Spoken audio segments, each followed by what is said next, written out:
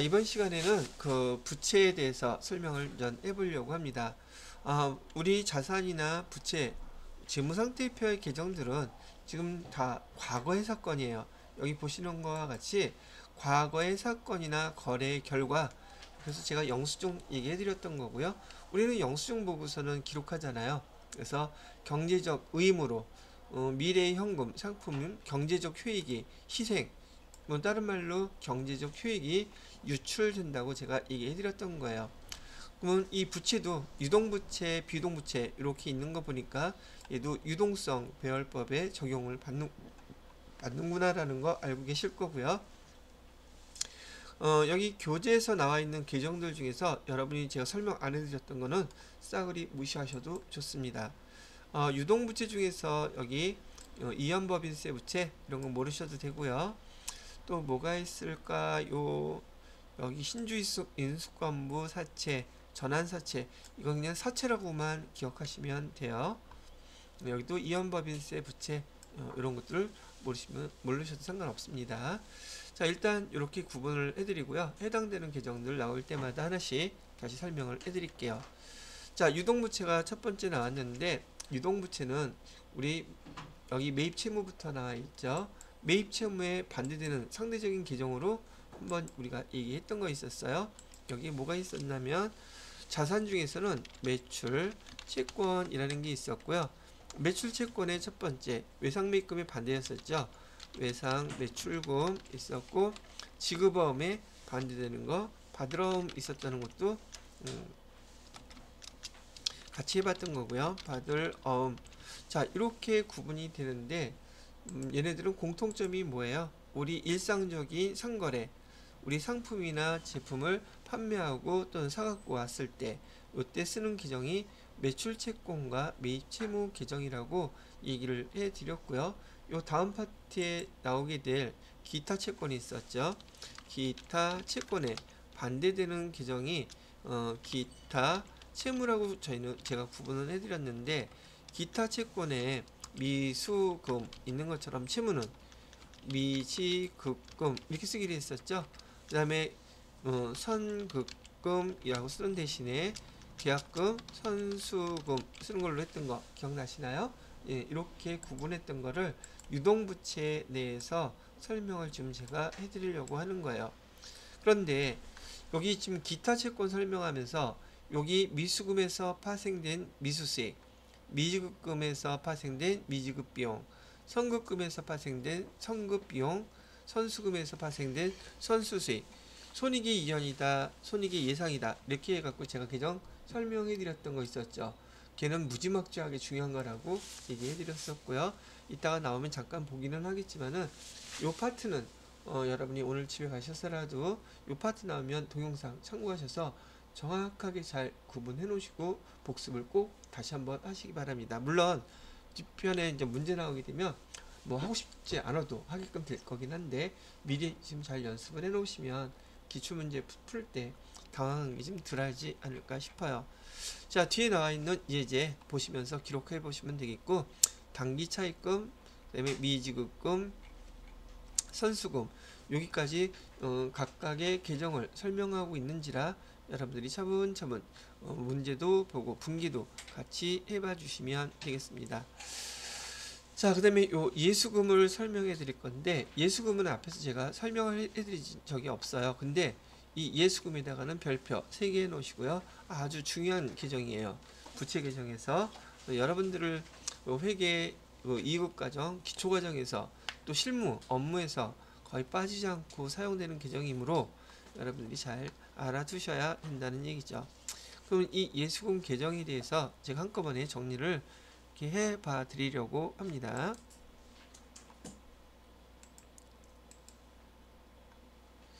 자, 요거는 제가 쓰지 않고 여기 해놓은 걸로 설명을 천천히 해드려 볼 테니까, 혹 이해가 안 되시는 분이 있으면 다시 한번 저한테 손들어서 표시해 주시고요. 그렇게 이해 안 될 내용은 아닙니다.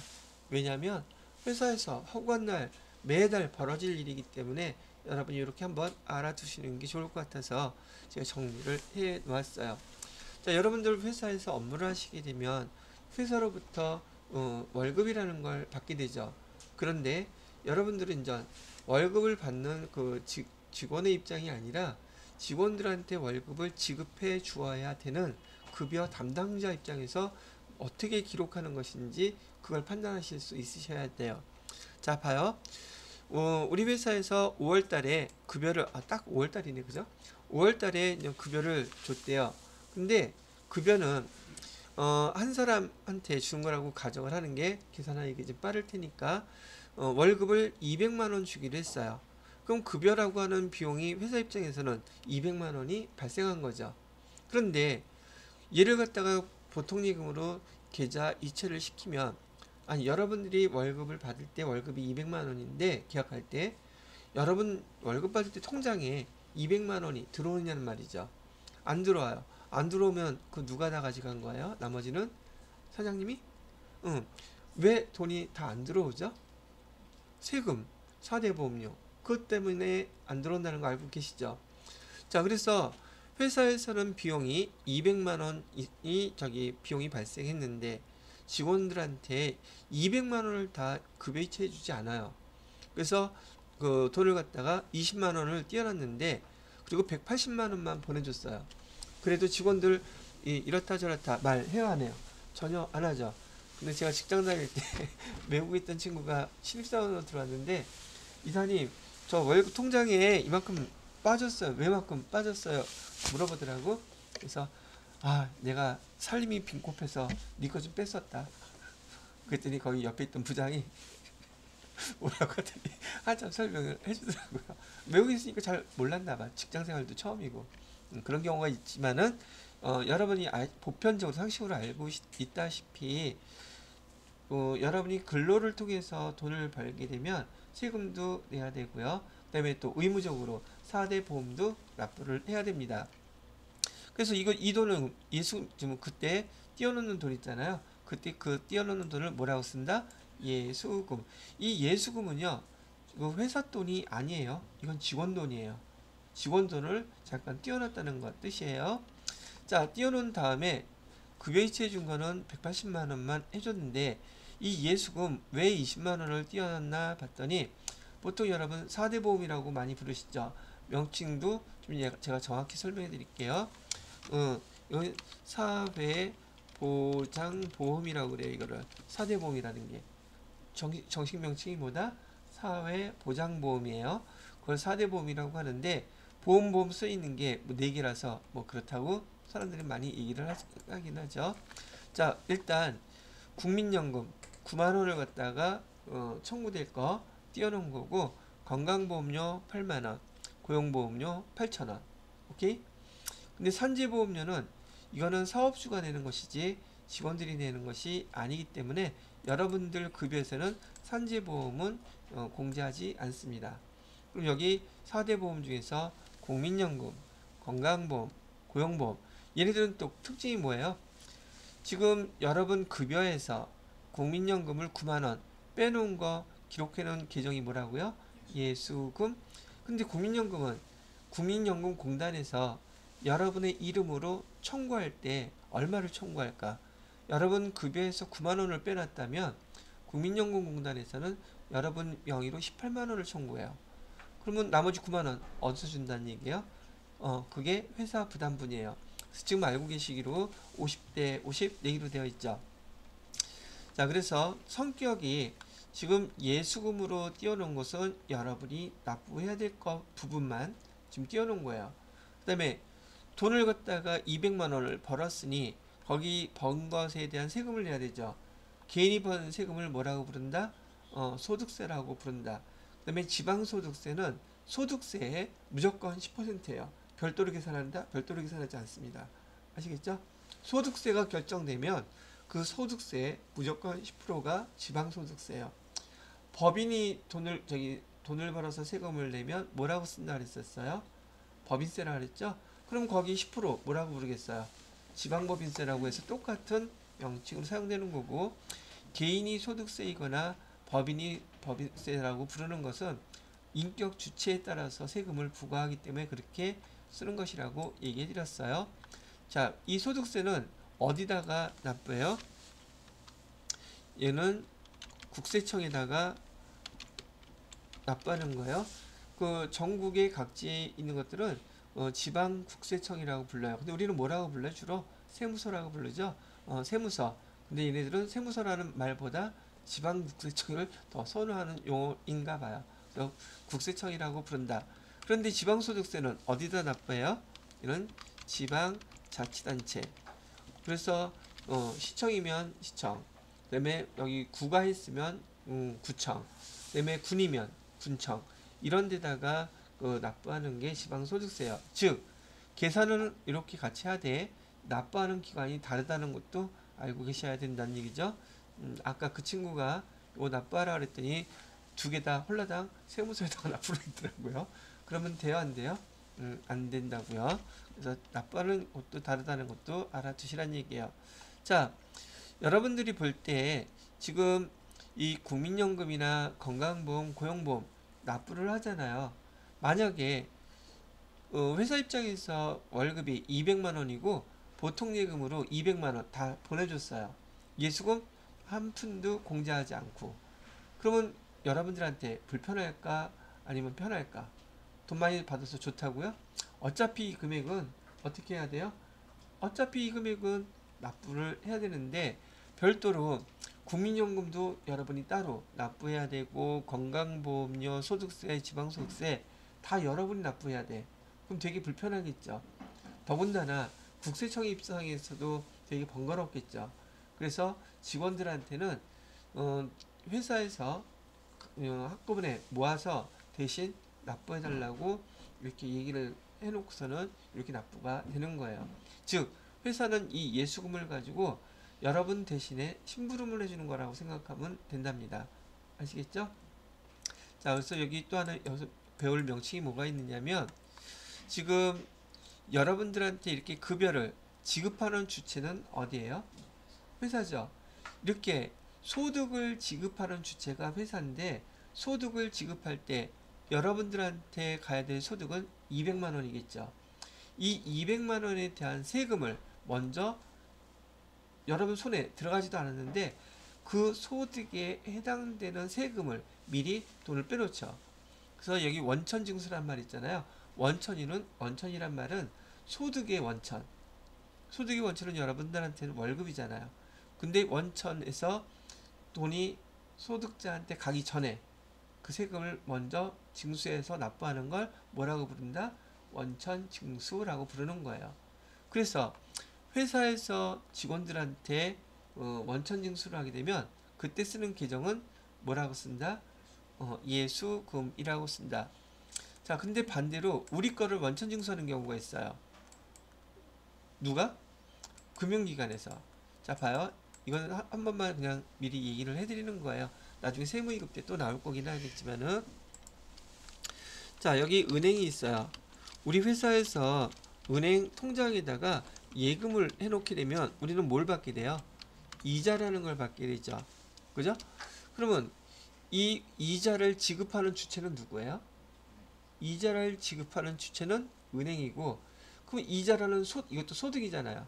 소득을 받게 되는 주체는 또 누구예요? 우리 회사죠. 소득을 지급하는 자는 은행, 우리 소득자는 우리 회사. 그럼 소득을 지급하는 자가 그 소득에 대해서 세금을 징수해 놓는다 그랬었죠. 그죠? 그러면 얘도 원천 징수하는 거네요. 예. 이번에는 제3자가 우리 것을 원천 징수하는 거예요. 원천 징수를 하게 되면은 우리는 만약에 이자 10만 원이 이자였다 하면 우리 통장에 10만 원이 다 들어올까? 여기서 얼마 까일까? 세금 빼고 보통 8만 4천 원 정도 들어온단 말이죠. 그럼 나머지 16,000원은 뭐가 돼요? 16,000원은 이 은행이 우리 대신을 해서 우리 회사 명의로 세금을 먼저 납부하게 되는 거예요. 그래서 우리 것을 갖다가 제3자가 원천 징수한 이 금액 16,000원을 기록할 때 쓰는 계정은 세금을 미리 납부했다 그래서 선납세금이라고 써놓습니다. 선납세금. 자, 그래서 정리를 이렇게 해드릴게요. 우리 회사가 소득을 지급하면서 원천징수하면 계정 뭘 사용한다? 예수금. 우리 거를 갖다가 원천징수에 따르면 그 금액을 뭐라고 계정을 쓴다? 선납세금이라고 쓴다. 선납세금은 원천징수한 금액을 이 은행에서 우리 회사 명의로 세금을 먼저 납부한 것이기 때문에 우리 입장에서는 세금을 먼저 납부했다 그래서 선납세금이라는 규정을 사용한다, 이렇게 기억을 하고 계시란 얘기예요. 그래서 이거는 원천징수라는 용어 사용드리면서 구분을 해주라고 한번 설명을 해봤습니다. 그래서 원천징수를 우리가 하면 예수금, 우리가 하면 예수금 규정 사용하시고요. 반대로 우리 거를 원천징수 제3자가 하게 되면 그때는 선납세금이라고 기록한다. 이렇게 하나 구분을 해주세요. 자, 이렇게 월급을 지급하고서 직원들로부터 예수금 20만원을 갖다가 이렇게 원천징수 해놨어요. 그리고 이 5월달에 급여는 급여 받으면서 예수금 해놨던 것들 있잖아요. 요 4대 보험료, 그 다음에 여기 소득세는요, 그 다음 달 10일까지 다 납부를 해야 됩니다. 보통 2월 10일이라고 돼 있어요. 이건 매월 다 똑같아요. 정해져 있단 말이죠. 자, 이거를 갖다가 원천징수 이행상황 신고서하고 이 금액을 납부하는 것을 얘기하는 것이고요. 자, 그래서 다음 달 10일이 됐어요. 자, 먼저 국민연금부터 납부를 해보겠습니다. 국민연금 얼마 빼놨어요? 그러면 예수금 이 중에서 지금 국민연금 고지서가 와가지고 회사의 담당자가 여러분이 되겠죠. 그 고지서를 보고 납부를 해야 되겠죠. 근데 청구는 얼마가 청구됐겠어요? 18만원이 청구됐겠죠. 그러면 예수금에서 9만원 여기 빼주는 거고요. 나머지 차이나는 9만원은 회사 부담분이니까 회사에서 납부를 해야 되겠죠. 회사에서 납부할 때 계정 뭐라고 쓴다? 세금과 공과라고 쓴다. 뭐는? 국민연금인 경우에. 원래 세금이라는 거는 반대급부가 없는 거라 그랬었죠. 그런데 지금 국민연금 같은 경우에는 반대급부가 있잖아요. 언제? 직원들이 나중에 그 연금을 받는 나이가 되면 그 연금을 다시 받죠. 그런데 국민연금은 직원을 고용하는 회사는 한 명 이상 고용하는 회사는 무조건 납부하게끔 되어 있어서 성격이 세금은 아니지만 준 세금의 성격이에요. 강제적으로 부과되는 것이기 때문에 우리 회계에서 계정을 사용할 때에는 얘를 세금과 공과라고 사업자 부담분이죠. 회사에서 부담하는 계정을 쓸 때는 사업자 부담분을 이렇게 쓰기로 약속을 합니다. 자, 이번에는 건강보험료요. 건강보험료도 마찬가지로 지금 예수금으로 해놨던 금액에서 얼마를 뺐었어요? 여기 또 8만원 일단은 줄여줘야겠죠. 그리고 건강보험료는 회사에서 직원에 대한 그 의료비를 지원해 주는 거기 때문에 복리후생비라고 쓰시면 돼요. 회사 지원분을 뭐라고 쓴다? 복리후생비로 쓴다. 그럼 여기 건강보험에서도 여러분들한테 청구한 금액은 8만원이 아니라 16만원을 청구하게 되겠죠. 자, 그 다음에 뭐 고용보험도 마찬가지 입장이라고 보시면 되겠고요. 소득세, 지방소득세. 여기 소득세나 지방소득세는 직원이 지금 월급 200만원을 받은 거에 대한 세금이죠. 이거에 대해서 회사 부담분이 있을까 없을까? 이건 당연히 있으면 안 되는 거죠. 그리고 이런 경우에는 우리 예수금 띄어놨던 거에서 예수금만 그대로 빼서 그냥 납부만 대신 해주면 돼요. 근데 이거 납부하는 것들 회사 이름으로 납부할까? 여러분 개인 이름으로 납부할까? 다 개인 이름으로 납부하는 거예요. 그래서 1년이 지났을 때 연말정산하게 되면 세금 낸 거하고 그다음에 우리가 내야 될 거 계산한 다음에 차이를 환급받는 게 다 개인별로 받아요? 회사가 다 받아서 자기가 가져요? 개인별로 받죠? 그래서 이 세금 내는 거는 예수금은 4대 보험료는 여기 회사가 심부름 해주는 것이지 납부할 때 다 누구 명의로? 직원들의 명의로 납부한다. 고지서도 다 직원 명의대로 옵니다. 아시겠죠? 자, 그러면 여기 해당되는 거 한번 급여일에 예수금 사용되는 것들을 한번 먼저 다 설명을 해드렸어요. 여기는 지금 설명하면 또 복잡해질 테니까 중간 예납이라는 용어만 하나 설명해 줄게요. 자, 이렇게 개인들은요, 소득이 생기면 소득세 낸다 그랬었잖아요. 근데 법인도 돈을 벌게 되면 법인세 얘를 내요. 그런데 예를 들어서요, 이 법인세, 이것도 세무이급 때 다 배우시긴 하는데, 지금 월급 받을 때마다 매달 지금 이렇게 소득세 세금을 낼 거란 말이에요. 근데 그 금액이 정확한 금액일까? 그냥 나누어서 내는 걸까? 그냥 나눠서 내는 거예요. 정확한 금액은 언제 계산해요? 연말정산할 때 그때 정확한 금액을 계산해요. 그런데 지금 여기 개인들 입장에서는 1년에 세금 계산해서 한꺼번에 내면 부담이 될 수 있죠. 그러니까 월급 받을 때마다 일단 간단하게 계산해서 먼저 열을 2번 납부해 놓는 거예요. 적금식으로. 그랬다가 계산해서 차익이 생기는 거 환급 받으면 되는 것이고, 모자르면 더 내야 되는데 대부분은 환급이 나와요. 근데 법인도 마찬가지로 돈을 벌게 되면 지금 2022년에 그 세금을, 법인세죠. 법인세를 얼마 냈냐면, 예를 들어서 100만원 이렇게 냈다고 가정을 하자고요. 근데 2023년이 되잖아요. 2023년 6월 30일 딱 반이죠. 이게 반이 지나게 되면 2개월 이내, 2개월 이내면 2개월 맨 마지막 날짜가 언제겠어요? 8월 31일이 되겠죠. 그 전에 전년도 냈던 거에 50% 뚝 잘라서 그냥 무조건 세금으로 내는 거예요. 그러면 세금 낼 때 세금을 올해 계산해야 될 걸 먼저 낸 거죠. 그래서 회계 처리를 이렇게 한단 말이죠. 요 밑에다 해볼게요. 차변에 얘는 자산 계정이에요. 선급금이라고 생각하시면 돼요. 근데 선급금은 물건에 대한 대가를 지급하는 것임에 반해서 세금은 선급금이라고 안 그러고 선납, 납세한다 그래서 선납이라고 이렇게 쓴 거예요. 선납, 세금에서 50만원 이렇게 쓰고요. 대변에다가는 현금으로 납부했다고 가정했을 때 이렇게 선납세금이란 계정을 사용한다란 말이죠. 그래서 지금 여기 말 나온 김에 여러분들한테 제가 우리 여러분이 세무 2급까지 배우실 때 선납세금 계정 쓰는 거 딱 2번밖에 없어요. 요때하고 요때. 중간일납할 때 선납세금 요 계정 쓰고요.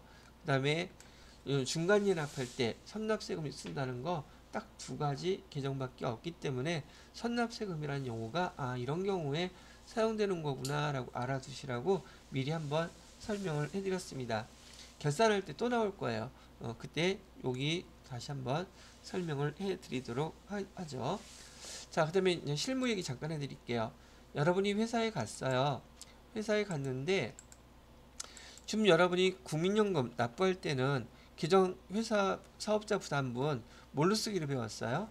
세금과 공과라고 쓰기로 배웠는데 거의 담당자가 세금과 공과라고 안 써놓고 보험료라고 써놨어요.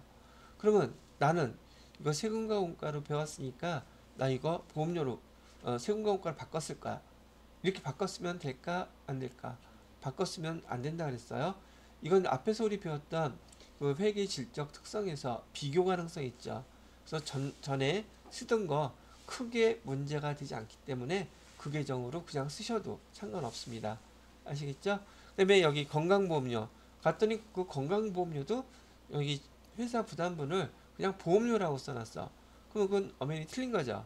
틀렸어도 바꾼다 안 바꾼다? 그 회사에서 담당자가 먼저 쓰던 계정으로 그대로 써라.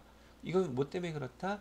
우리가 재무회계에서 배웠던 거기 회계 정보의 비교 가능성 때문에 크게 공인회계사가 와서 이거 잘못된 계정이에요 바꿔 쓰세요 라고 하지 않는 한 그대로 쓴다.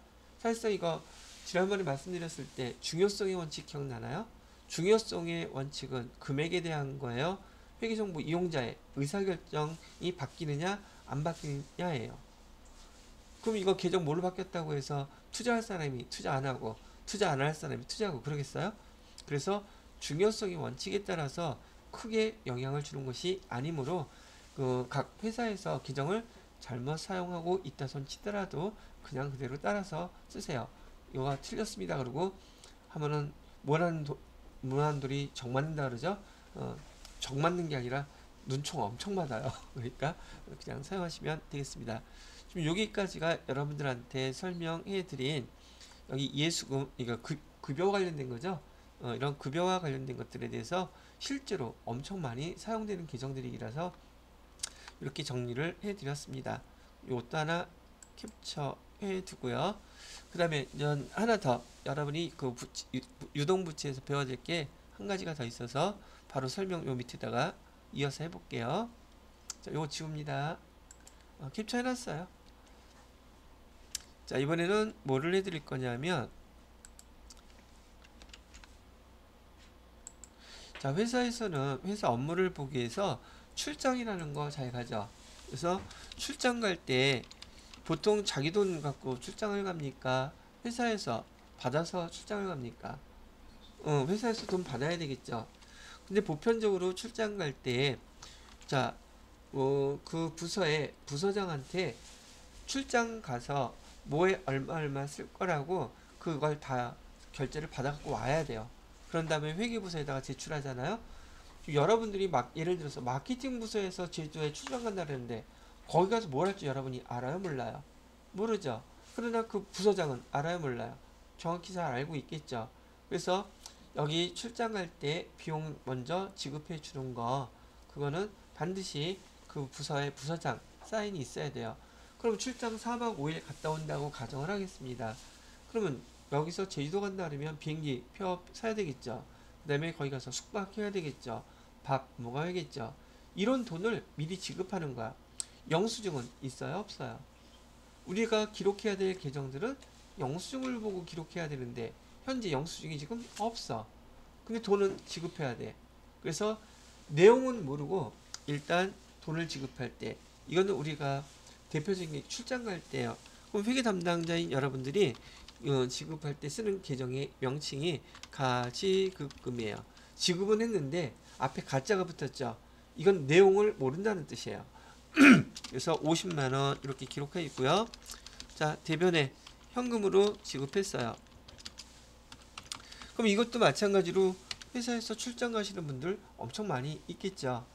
그리고 이 가지급금은 임시계정이면서 가계정이에요. 결산할 때 나타나면 안 되는 계정이라서 먼저 다 없애 주셔야 되거든요. 그러면 이렇게 출장 갔던 직원이 돌아오겠죠. 돌아와서 차변에 우선 가지급금, 여러분 실무에서 가지급금 정산할 때는 얘를 가지급금 정산이라고 그러는데 반드시 가지급금부터 먼저 다 없앱니다. 가지급금. 근데 가지급금도 누구한테 돈을 줬는지 알아야 되겠죠. 그래서 회계 프로그램 사용하실 때 가지급금 이렇게 써놓고 직원 누구라고 이름까지 써놓습니다. 그럼 이렇게 가지급금, 여기 아까 이렇게 하는 거 상계 처리라고 그랬었죠. 서로 없앤다는 뜻이라 그랬었어요. 자, 그러면 차변에 가지급금은 없애졌는데 증빙서류를 보니까 출장 가서 쓰는 숙박비, 그 다음에 음식 먹는 거 복류생비라고 쓰는 게 아니라 숙박비, 그 다음에 교통비, 그 다음에 그 뭐 밥 먹는 거, 식사대 다 통 해갖고서는 여비교통비라고 씁니다. 출장 가서 쓰는 돈은 뭐라고 쓴다? 여비교통비라고 쓴다. 여비교통비를 쓰는데 혹시나 그 중에 접대비가 있다면 접대비는 반드시 별도로 써주셔야 돼요. 아시겠죠? 그래서 여비교통비가 35만원이었다고 가정을 하고 그 맨날 얻어먹기만 하면 뭐해서 거래처에다가 접대비로 10만원 썼다고 가정을 하는 거죠. 이렇게. 자, 그러면 금액이 얼마 남았어요? 5만원? 이거 현금으로 저기 정산하면서 이렇게 되돌려 줬다고 하면 이런 식으로 가지급 정산을 해주는 거고, 요 명칭을 뭐라고 부른다? 회사에서는 가지급 정산, 연말정산이라고 얘기하는 것처럼 출장 가면서 가지급금 받아갔던 거 정산한다. 그래서 가지급 정산이라는 명칭을 이렇게 쓰는 거예요. 가지급금은 이런 방식으로 쓰시면 돼요. 근데 만약에 가지급금보다 돈을 더 많이 썼다면 그만큼은 지급해 줘야겠죠. 지급해 줘야 되는 거예요. 자, 그런데 이렇게 출장을 갖는 목적이 거래처를 방문하기 위한 목적이었는데 이 직원이 출장에서 돌아오기 전날 회사의 보통예금 통장으로 돈을 보냈네. 그럼 여러분이 회계 담당자인데 보통예금 통장에 그 직원 이름으로 무통장 입금으로 들어왔는데 100만 원이 들어와 있는 거야. 통장에는 들어왔으니까 기록해야겠죠. 근데 이 내용을 지금 알아요, 몰라요? 왜 돈을 100만 원을 보내줬지? 전화 연락해도 통화가 안 돼. 노느냐고 정신없어가지고. 그러면 일단은 돈은 들어왔으니까 얘를 돈을 받았다. 돈 받은 건 수금이에요. 수가 받을 숫자니까 수금. 근데 내용을 몰라서 얘를 가수금이라고 이렇게 부르는 거예요. 그래서 가수금하고 가지급금 한꺼번에 설명을 해드리는 겁니다. 직원이 왔어요. 저기 누구씨 이거 돈을 보내줬었는데 여기 돈 받은 거 내용이 뭐죠? 라고 물어봤더니 거래처한테 외상매출금 70만원 받은 거 하고요. 우리 상품을 추가로 주문하고 싶다 그래서 계약금으로 30만원 받은 거 들고 다니다 다 쓸까봐 잊어버릴까가 아니라 쓸까봐 회사 통장에다가 먼저 보내놨어요. 이렇게 얘기를 한 거야. 그럼 똑같은 원리로 가수금은 가계정이니까 정산하면서 바로 없애버려야 되겠죠. 상기 처리해서 100만원 없애주고 대신에 이 자리에 뭐가 들어가야 돼요? 외상 매출금 얼마? 70만원 이렇게 써줘야 되고 그 다음에 나머지 30만원은 뭐라고 쓰면 돼요? 계약금 받은 거 선수금 30만원 이렇게 쓰게 되면 가수금도 정산이 끝나게 되더란 말이죠. 이렇게 됐죠? 여러분 그 유동부채 보시게 되면은 거기에 그 가수금 그다음에 가지급금 두 계정이 가수금이 나와 있을 거야 아마. 그래서 이거 한꺼번에 같이 설명해 드렸는데 이거 앞에서 제가 가지급금 하면서 설명한 적 있었죠. 그죠? 이것도 캡처 해드려요? 하여튼 뭐든지 물어보지 않을게요. 다 캡처해 드릴게. 자, 그 설명을 해 드렸고요. 시간이 거의 다 된 것 같으네요. 하나가 더 있는데 하나 그냥 들으세요. 뒤에 있는 계정이긴 한데 우리가 은행으로부터 돈을 빌리게 되면 차변에 보통 예금으로 지금 100만원 이렇게 지금 받았어요. 근데 1년 이내에 대출 갚으려고 그러면 단기 차입금이라고 써야 되죠. 근데 얘가 3년 후에 갚기로 했다면 장기 차입금이라고 이렇게 써야 되겠죠. 장기 차입금 100만원 이렇게 써놨는데 1년이 지나고 2년이 지나고 3년 차가 됐어요. 3년 차가 돼서 결산을 할 때 보니까 내년 5월 달에 갚아야 돼. 장기 차입금인데 결산일을 기준으로 해서 언젠가는 12월 달 결산이 오겠죠. 그때 봤더니 내년 5월 달에 갚아야 돼. 올 결산할 때 시점에서 봤더니 그러면 걔는 더 이상 장기 차입금이 아니에요. 왜? 내년에 갚아야 될 거기 때문에. 그래서 장기 차입금을 이렇게 또 상기 처리해서 없애주고 요 자리에다가 유동성 장기 부채라고 이렇게 계정을 바꿔주셔야 돼요. 그래서 유동성 장기 부채는 지금 여기 보시게 되면 앞에 유동성이라는 말과 장기 부채가 결합된 말이에요. 그래서 시험 문제 뭘 자주 물어보냐면 유동성 장기 부채는 유동 부채인가요? 비유동 부채인가요? 이걸 물어봐요. 근데 제가 지난번에 계정이 두 개 합쳐지면 앞에 게 중이라 그랬죠. 그럼 얘는 유동부채겠어요? 비유동부채겠어요? 유동부채. 그래서 여기 장기차입금은 비유동부채인데 여기 유동성 장기부채는 이런 경우에 사용되는 것이고 얘는 유동부채라는 것도 같이 알아두시면은 지금 여러분의 그 유동부채 파트에서 설명해 드려야 될 계정 전반적인 게 다 마무리가 되더란 얘기죠. 자, 그리고 여기 그 부채 계정에 대해서는 여기까지 일단 마무리하고요. 다음 시간에는 비유동부채와 여러분들한테 세무 2급에서 더 중요하게 되는 자본 계정에 대한 설명을 해드리도록 하겠습니다. 자, 여기 캡처해두고 여기까지 중지.